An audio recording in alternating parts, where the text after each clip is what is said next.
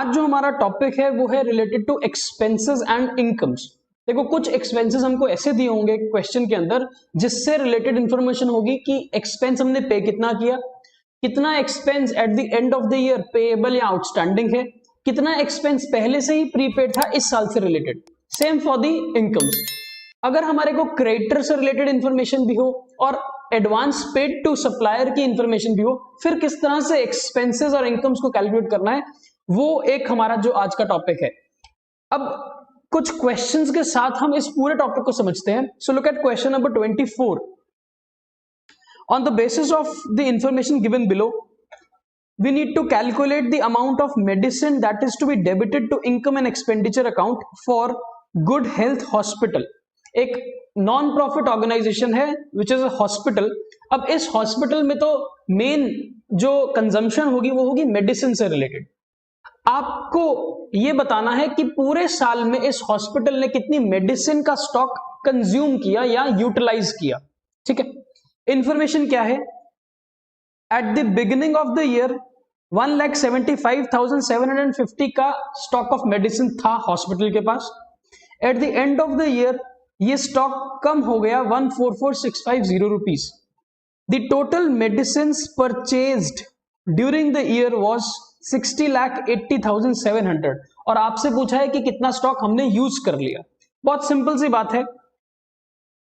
Last year हमने सीखा था COGS को कैलकुलेट करना, जिसका फॉर्मूला क्या होता है? Opening stock plus net purchases plus direct expenses minus closing stock. अगर हम COGS की बात करें तो COGS क्या होता था? वो सामान जिसको हमने बेच दिया उसकी कॉस्ट, है ना। अगर हम इसी फॉर्मूले का यूज करें तो हम स्टॉक ऑफ कंजम्पशन भी निकाल सकते हैं, यानी कि कंजम्पशन इज इक्वल टू कितना स्टॉक हमारे पास साल की शुरुआत में था प्लस कितना हमने स्टॉक परचेज किया during the year and minus कितना हमारे पास स्टॉक अभी भी अवेलेबल है at the end of the year. अगर हम ये फॉर्मूला निकालें तो हमारे पास consumption of medicine in the hospital आ जाएगी इस क्वेश्चन के हिसाब से। So what is the opening stock? 175,750 plus total medicine purchase during the year 60,80,700 minus stock available at the end of the year 144,650। आप इसको कैलकुलेट करो। 60,80,700 माइनस 144,650 तो हमारे पास आएगा 6111,800। This is the amount of consumption of medicine, यानी कि पूरे साल हॉस्पिटल ने कितना मेडिसिन यूज कर लिया अपने पेशेंट्स के इलाज में। अब जब हम इनकम एंड एक्सपेंडिचर अकाउंट बनाएंगे तब हम यहां पर लिखेंगे टू मेडिसिन कंज्यूम्ड, और वो कितनी वैल्यू आएगी? 61,11,800। ठीक है, सो ये हमें कैलकुलेट करना था कि what is the amount of expenditure on the medicine that is to be taken to the income and expenditure account. Clear हुआ? नेक्स्ट क्वेश्चन हमारे पास जो है वो भी यही है, calculate the amount of medicine consumed during the year. पर इस क्वेश्चन में एक इंफॉर्मेशन और है हमारे पास रिलेटेड टू सन्ड्री क्रेडिटर्स। ठीक है, तो अब हम क्या करेंगे? जब भी हमारे पास स्टॉक ऑफ एनी आइटम वो इंफॉर्मेशन भी हो, ओपनिंग स्टॉक कितना था, परचेज कितना किया और क्लोजिंग स्टॉक कितना है, एंड हमारे पास क्रेडिटर्स की इंफॉर्मेशन हो कि कितने क्रेडिटर्स को पैसे साल की शुरुआत में देने थे, कितने पैसे ड्यूरिंग द ईयर दे दिए, कितना सामान उनसे खरीदा पूरे साल में और कितना सामान के पैसे अभी भी एंड में उनको हमने देने हैं, ये इंफॉर्मेशन हो, या फिर एडवांस टू क्रेडिटर की इंफॉर्मेशन हो, तो हम अकाउंट्स बनाने का यूज करेंगे। ठीक है, हम प्लस माइनस से क्वेश्चन को नहीं करेंगे, will use the accounts. So हमारे को दो अकाउंट इस क्वेश्चन में बनाने पड़ेंगे। One is related to the stock of medicine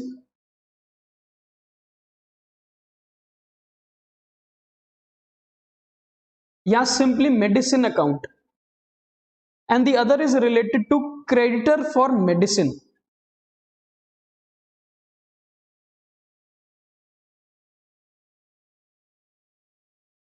ठीक, तो इस क्वेश्चन के हिसाब से जो जो इंफॉर्मेशन हमारे पास है हम वो डालते हैं। सबसे पहले opening stock of medicine, opening stock is 10,000 to balance brought down. Stock of medicine एक एसेट है, एसेट का ओपनिंग बैलेंस डेबिट साइड पर होता है, और क्रेडिटर एक लायबिलिटी अकाउंट है, तो इसका ओपनिंग बैलेंस क्रेडिट साइड पर होगा। Next, opening creditors is 9,000, so by balance brought down 9,000. Cash purchase of medicine during the year, यहां पर वर्ड बहुत इंपॉर्टेंट है पढ़ने वाला, which is cash purchase. Cash purchase जब आप करोगे मेडिसिन को तो एंट्री क्या होगी, जर्नल एंट्री, एंट्री होगी स्टॉक ऑफ मेडिसिन या medicine account debit to cash. तो ये क्रेडिटर अकाउंट में नहीं आएगा, ये सिर्फ कहां जाएगा, स्टॉक ऑफ मेडिसिन अकाउंट में। तो entry will be stock of medicine account debit to cash, या फिर to receipt and payment account. कितना सामान खरीदा कैश पे, 30,000, 10,000 का स्टॉक शुरू में पड़ा था हमारे पास, 30,000 का स्टॉक हमने खरीद लिया।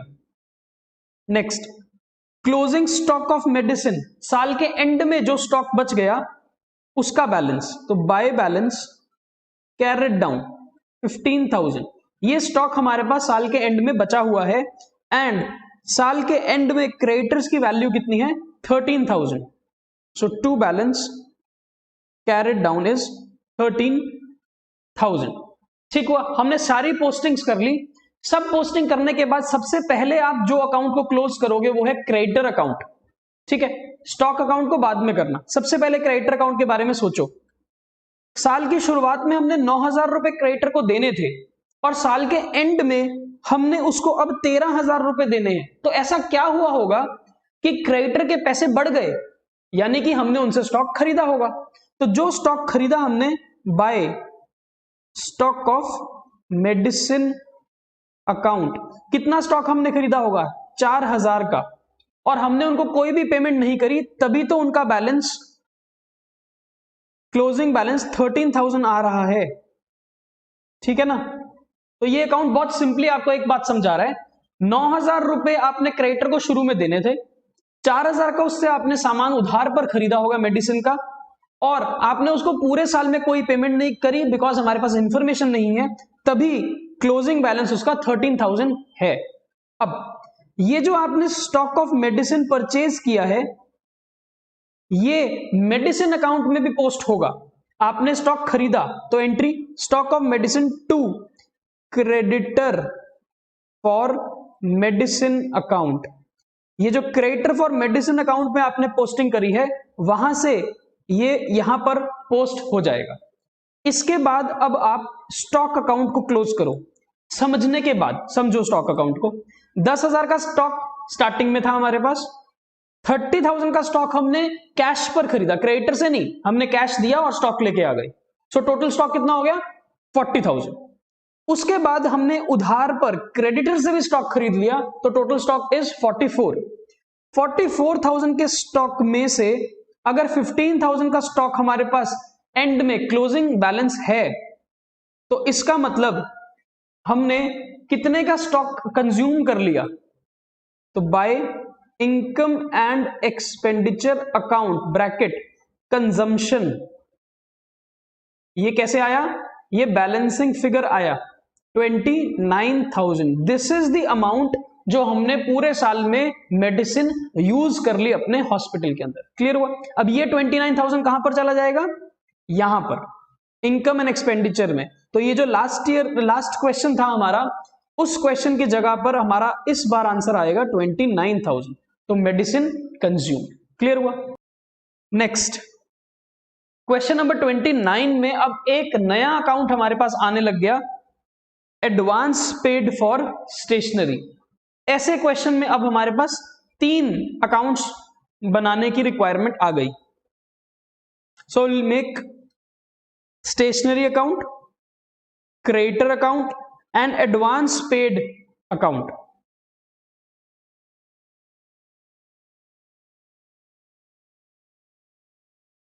Stationery account, next is creditor account, and last advance account.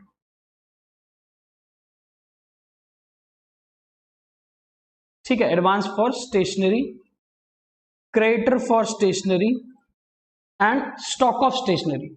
अब स्टॉक ऑफ स्टेशनरी हमारा एक एसेट है, क्रेडिटर हमारे लिए एक लायबिलिटी है, और जो हमने एडवांस किसी को दिया होगा सप्लायर को, वो भी हमारा एक एसेट अकाउंट है। ठीक है, अब फटाफट से जो क्वेश्चन हमारे को डेटा दे रहा है हम उसको डालते हैं। ये है ओपनिंग और ये है closing. So opening stock of stationery is 600 and closing is 100। To balance brought down 600, by balance carried down 100। Similarly stationery के क्रेडिटर का ओपनिंग बैलेंस है 400 and closing is 260, by balance brought down, to balance carried down. Then advance is an asset, तो advance 40 opening closing 60, to balance brought down and by balance carried down. अब हमारे को उसने बोला है amount paid for stationery during the year is 2160। अब ये किसको पे किया होगा हमने एडवांस? ये हमने एडवांस नहीं, सॉरी, ये अमाउंट किसको हमने पे किया होगा? ये अमाउंट हमने पे किया होगा क्रेडिटर को, बिकॉज जब भी हम किसी भी स्टेशनरी के लिए, मेडिसिन के लिए पेमेंट करेंगे तो हम हमेशा किसको पेमेंट करेंगे? क्रेडिटर को। जैसे कि लास्ट क्वेश्चन में भी देखो आप, अमाउंट पेड फॉर स्टेशनरी तो किसको पे किया? क्रेडिटर को। यहां भी अमाउंट पेड फॉर स्टेशनरी तो किसको पे किया? क्रेडिटर को। तो क्रेडिटर को जब आप पेमेंट करोगे तो यहां पर आ जाएगा टू कैश अकाउंट या फिर रिसीट एंड पेमेंट अकाउंट 2160। अब और इंफॉर्मेशन हमारे पास नहीं है। जब हमारे पास और इंफॉर्मेशन ना हो और 3 अकाउंट बन रहे हैं, क्रेडिटर, एडवांस और स्टॉक, तो सबसे पहले इस बार एडवांस को क्लोज करना, फिर क्रेडिटर को क्लोज करना और लास्ट में स्टॉक ऑफ स्टेशनरी को क्लोज करना। क्लोज कैसे करना है? इसी ऑर्डर में। एडवांस का जितना भी डिफरेंस आएगा वो कहां ट्रांसफर होगा? क्रेडिटर में। क्रेडिटर अकाउंट का जितना भी बैलेंसिंग फिगर आएगी वो कहां ट्रांसफर होगी? Stock of stationery. ठीक है, अब यहां पर जब आप टोटल करते हो 60 आएगा, यहां पर टोटल 60 लिखना पड़ेगा। 2 क्या लिखेंगे यहां पर? Creditor for stationery 20।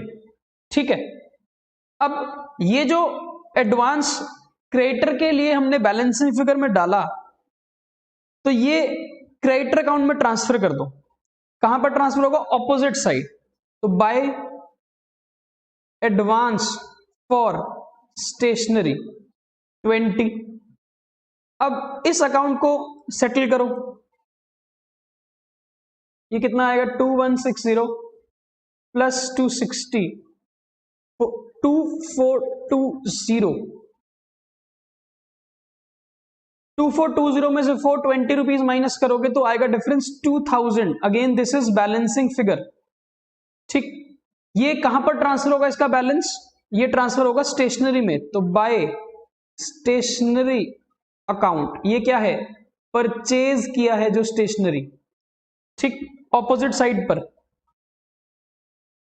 To creditor for stationery 2000। 2600 का हमारे पास स्टेशनरी का स्टॉक था, 100 स्टेशनरी का स्टॉक बच गया। इसका मतलब 2500 की हमने स्टेशनरी कंज्यूम कर ली by income and expenditure account bracket consumption. ये कैसे आया? Balancing figure. ठीक है, तो आपने देखा सबसे पहले बैलेंसिंग फिगर जो आएगी वो होगी एडवांस अकाउंट के अंदर। वो जिस भी तरफ आए आपने कहां ट्रांसफर करनी है? Opposite side of creditor account. फिर क्रेडिटर अकाउंट के अंदर डिफरेंस अगर क्रेडिट साइड पर आया तो वो होगा स्टॉक ऑफ स्टेशनरी परचेज्ड, वो ट्रांसफर होगा फिर स्टेशनरी अकाउंट में। ठीक, और उसके बाद हमने लास्ट में स्टेशनरी अकाउंट को क्लोज करना है और हमारे पास कंजम्पशन आ जाएगी, जो कंजम्पशन कहां चली जाएगी, इनकम एंड एक्सपेंडिचर की एक्सपेंडिचर या डेबिट साइड पर। क्लियर? नेक्स्ट सेम यही वाला क्वेश्चन है एक और, इसको भी कर लेते हैं। अगेन इस क्वेश्चन में भी हमारे को 3 अकाउंट बनाने हैं। One is stationery, then creditor and last is advance to supplier.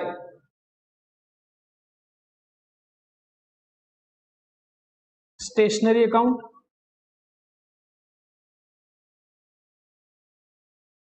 creditor for stationery account, and last advance paid for stationery account.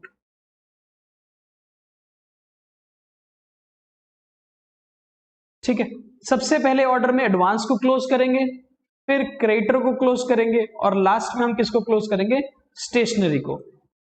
Stationery एक एसेट है, क्रेडिटर एक लायबिलिटी है और again advance is an asset. फटाफट से opening और closing balances. Stock of stationery opening 300, to balance brought down. Creditor opening 200,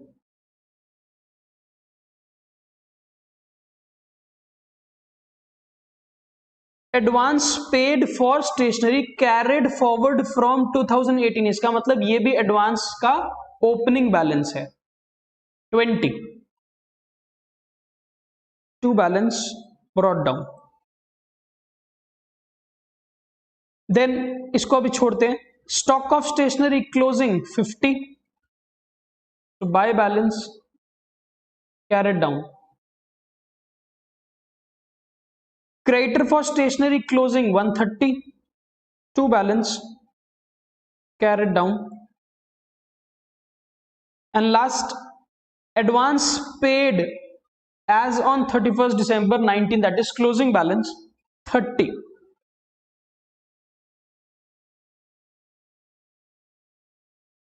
फिर यहां पर बोल रहे हैं amount paid for stationery during the year.